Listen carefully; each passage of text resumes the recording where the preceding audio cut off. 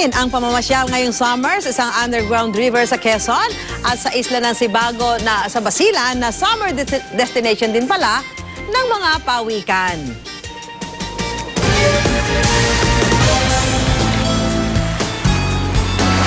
Sa linis ng tubig at payapang paligid, hindi nakapagtatakang marami ang naakit sa ganda ng Sibago Island sa Basilan.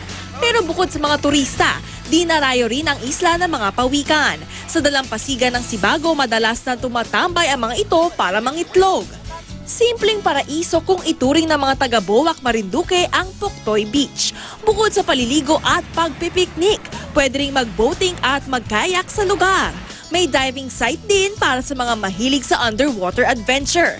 Ang pagiging simple rin ng lugar ang dahilan kung bakit binabalik-balikan ito ng mga dayuhang turista. Bukod sa Palawan, meron na ring underground river na pwedeng pasyalan sa Sampaloc, Quezon.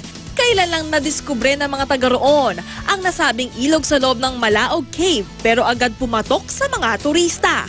Kung sawa ng maglibot sa kuweba, sakto naman ang malamig na tubig sa mga talon ng Asedillo at Bayongon para paliguan. Sa dami ng pwedeng puntahan, tiyak na masusulit ang iyong pamamasyal.